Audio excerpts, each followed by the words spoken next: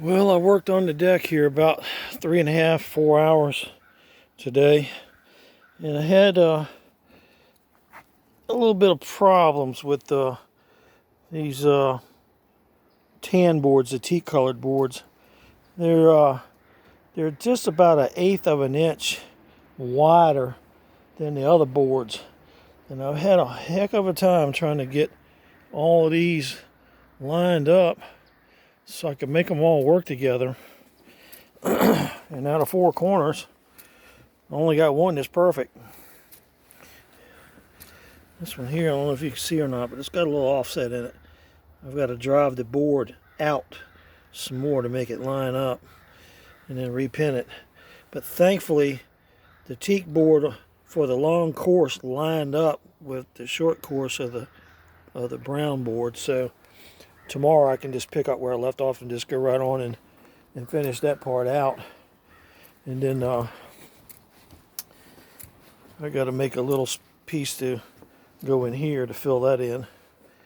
And then I've got to rework this board because I've got a straight edge sitting on it, which is a T-square. And I don't know if you see it or not, but it's got a little slight difference. That's what I'm missing right there on everything.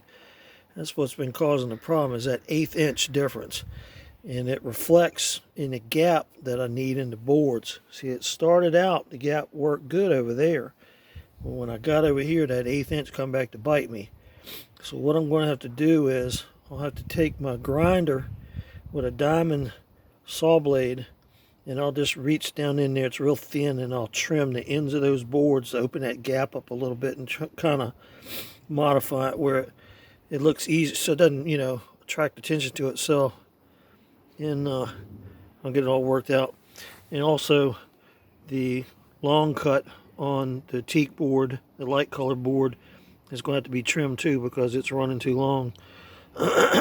So what happened with that is, even though I thought I was getting the gaps tight, actually I got them too tight. I should have let them open up just a little bit and accumulate some growth so they would come out closer, but it's easier to trim it. So I'll just put a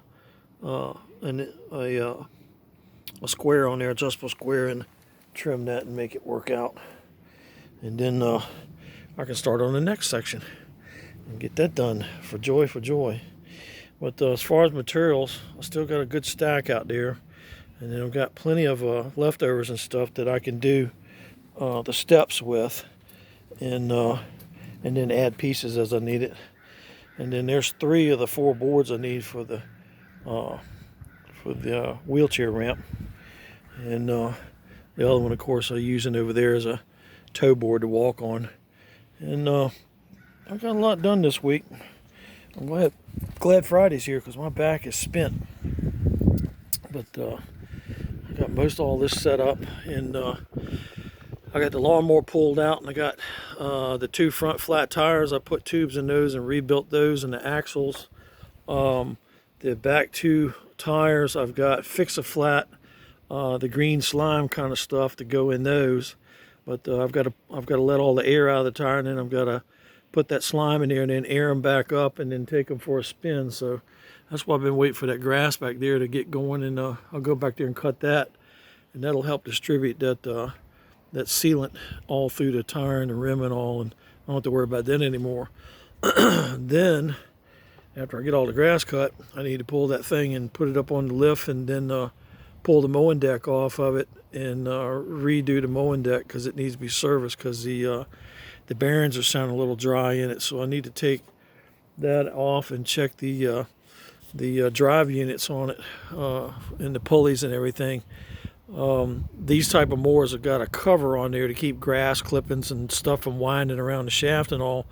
But the trouble with that cover is it has a way of helping people forget that there's a grease fitting in there, and you got to grease that thing, about every 3rd or 4th cut to keep that thing healthy. And right now it's running dry and it doesn't sound good, so I'm worried that maybe I'll have to replace those drive units. And I hadn't even looked them up yet, but being those mowers are so expensive, I imagine, and popular, I imagine there's those things are going to be expensive to replace if I have to do that. If not, maybe I can get them and take the bearings out and just put a set of new bearings in them and go from there. And other than that, that little mower is a pretty good deal. I got it for way less than half of what it's worth. And the guy was hard up for money, but he didn't tell me that until after I paid him for it.